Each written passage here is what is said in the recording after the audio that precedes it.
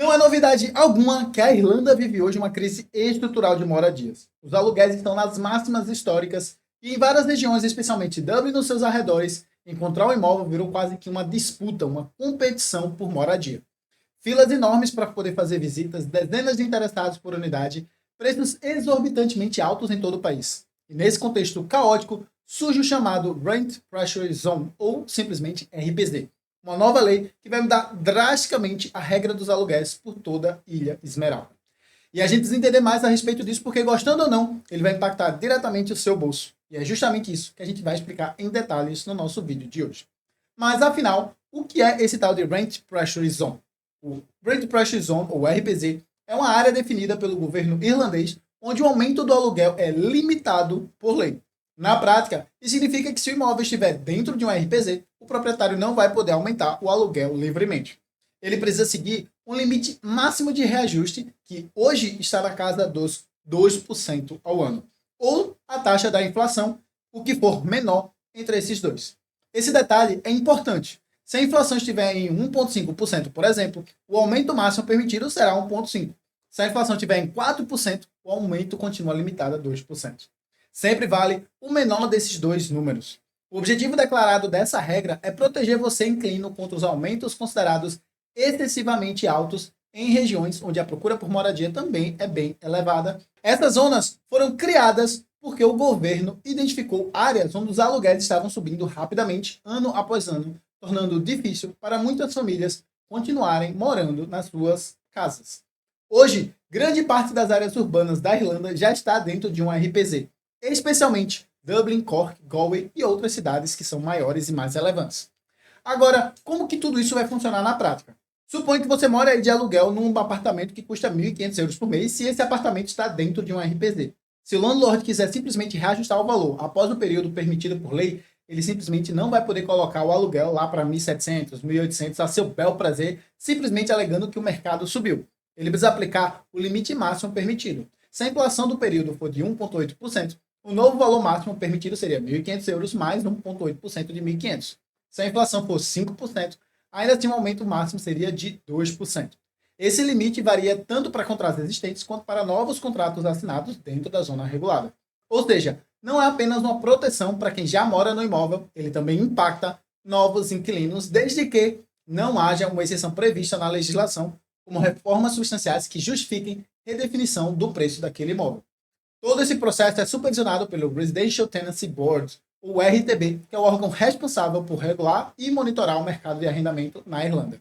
Inclusive, existe uma calculadora oficial no site do RTB, onde o landlord ou você pode inserir as informações como o valor atual do aluguel, a data do último reajuste, localização desse imóvel, e o próprio sistema vai informar qual é o valor máximo permitido por lei. Ou seja, não é uma recomendação, é uma regra legal com base formal e possibilidade até de contestação, caso não seja respeitado.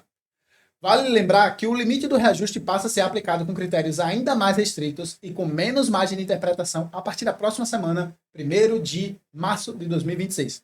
A forma de cálculo sofre ajustes técnicos que reduzem ainda mais a possibilidade de aumentos maiores. Além disso, algumas outras mudanças também vão entrar em vigor. Regras de encerramento de contratos ficam ainda mais duras, né? Os landlords passam a ter mais exigências formais para poder encerrar os seus contratos. A justificativa para a retomada do imóvel precisa ser clara e totalmente documentada. Isso vai reduzir a possibilidade de encerramentos considerados arbitrários, feito era bem comum de acontecer. Retira os inquilinos para poder aumentar o valor do aluguel e colocar de volta aquele imóvel no mercado. Segunda grande mudança é a redução da flexibilidade do landlord. A liberdade para ajustar as condições contratuais vai diminuir. O sistema passa então a priorizar maior estabilidade para você que é inquilino. O terceiro ponto são os contratos com mais estabilidade. São introduzidas regras que fortalecem contratos mais longos, podem durar até 6 anos, e isso fica esse período estendido de permanência com muito mais previsibilidade para o inquilino, e significa que a relação de arrendamento passa a ser ou ter uma estrutura mais estável e menos rotativa do que for antigamente. E o quarto grande ponto são as restrições para a retomada desse imóvel. As condições em que o proprietário vai poder, então, retomar esse imóvel para poder vender, uso familiar, uso próprio, passa a ser muito mais controlada e exigir uma comprovação mais formal. Então, o que tudo isso vai significar na prática? Para quem está alugando hoje, o cenário se torna melhor, mais previsível, menos risco de aumentos inesperados, maior clareza sobre as regras, maior estabilidade contratual. Para o proprietário, o ambiente passa a ser muito mais regulado e com bem menos margem de decisão unilateral. É uma mudança estrutural no equilíbrio entre os direitos e deveres dessas duas partes. É importante entender que isso não é uma coisa pontual ou temporária. Trata-se de um modelo regulatório mais consolidado, com regras claras, supervisão ativa do RTB e mecanismos formais de cálculo. O RPZ deixa de ser apenas um limite de reajuste e passa a ser um sistema mais robusto de controle da dinâmica de aluguel em várias áreas do país. Mas será que essa medida vai ser realmente efetiva? Vai conseguir chegar no objetivo? Para respondermos isso, a gente precisa olhar os pontos positivos e negativos do que vai acontecer aqui. Vamos começar pelos benefícios reais. Para quem já está morando de aluguel hoje, o RPZ traz sim proteção. Primeiro, previsibilidade do custo, feito a gente mencionou. Você sabe que o aluguel não pode simplesmente dobrar ou triplicar de um ano para o outro, feito era antigamente. O segundo é a segurança residencial, menor risco de ser retirado, aquela coisa arbitrária dos seus imóveis. Não, sai daqui que eu quero vender, e aí na verdade não vai vender, repõe o aluguel no mercado. Isso vai ajudar na questão do planejamento financeiro. A pessoa vai conseguir organizar melhor seu orçamento, poupar, se planejar. E do ponto de vista social, o RPZ também reduz o deslocamento forçado, né? Evita que famílias sejam obrigadas a sair de uma região porque o aluguel disparou. Então é importante deixar claro, para quem já está instalado e com contrato ativo, o RPZ pode sim ser um alívio real no curto prazo. Porém, será que esses ganhos são maiores do que os pontos negativos e os efeitos colaterais dessa medida? E aqui entra a parte mais importante, porque existem dois pontos negativos que a gente precisa discutir dessa medida, no longo prazo. A primeira aqui é a redução da oferta. Pensa comigo. O que acontece se você limita o retorno potencial de um investimento de alguém? Alguns simplesmente saem daquele investimento, o que aqui implica dizer que vendem o seu imóvel. Já existem, inclusive, evidências de landlords saindo do mercado irlandês nos últimos meses, aí, eles vendendo seus imóveis, um recorde de pedido para que os moradores desocupem as suas casas, e assim, boa parte desses imóveis foram vendidos nesses últimos meses. Mas perceba que quando o imóvel é vendido, alguns deles, não na sua totalidade, mas vários deles, deixam de ser oferta de aluguel e passa a ser propriedade privada de alguém. O resultado, menos imóveis disponíveis para o aluguel. E o segundo grande problema é o menor incentivo para novos investimentos. Investir em imóvel envolve vários riscos, de vacância, de manutenção, de regulação. Quando o retorno ajustado ao risco diminui, o capital migra para outros lugares. Pode ir para ações, ETFs, fundos de investimento, imóveis em outro país, não importa.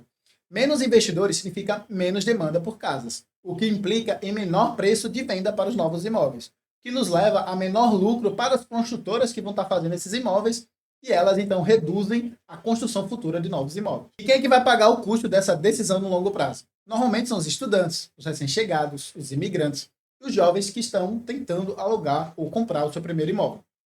Quem já está dentro vai ganhar muita proteção, mas quem está de fora encontrará cada vez mais dificuldades à medida que o tempo passar. Agora, para quem quer comprar a primeira casa, isso pode ser extremamente positivo no curto prazo, já que haverá um aumento desses imóveis à venda e esses landlords que estão saindo do mercado vão colocar suas casas, você vai ter uma oportunidade boa. Isso vai criar uma oportunidade, eu imagino que até 2029 ou 30, é uma especulação de minha parte, que aí os imóveis devem cair de preços e você vai poder então comprar seu imóvel, sua casa, com preços mais baratos. Se você se organizar agora para começar a comprar sua casa daqui 2, 3 anos, você consegue garantir que você consiga chegar lá. E eu posso te ajudar a estruturar todo esse plano com a minha consultoria financeira. Se você se interessar, basta agendar. Aqui embaixo tem um link. Você pode clicar, agendar a primeira reunião, que é totalmente gratuita, e a gente poder conversar mais como que eu posso te ajudar. Mas agora, você pode estar se perguntando, será que o RPZ vai resolver o problema da crise? E a resposta simples é, provavelmente não, ou pelo menos não sozinho. O RPZ atua no sintoma, que é o preço, mas não na causa estrutural, que é a oferta insuficiente.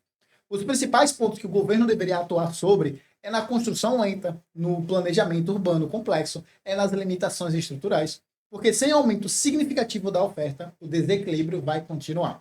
Perceba que o RPZ não é nem vilão, nem salvador. Ele vai criar algumas pessoas que vão sair ganhando e alguns que vão sair perdendo.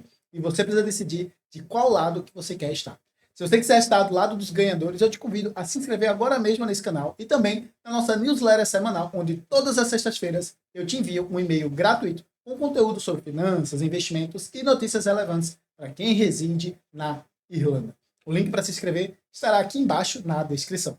Lembre que temos a nossa consultoria, que você pode agendar aqui também no link da descrição para poder fazer parte, a gente conversar, agendar aqui uma reunião, para a gente poder ver como que melhor consegue te ajudar com a sua vida financeira e seus investimentos. ou ainda se a consultoria não for o seu momento para contar com a consultoria personalizada, você deve continuar aprendendo com essa playlist que está aí na tela sobre melhores investimentos para quem reside na Irlanda. Eu fico por aqui e te aguardo nessa playlist que está aqui na tela.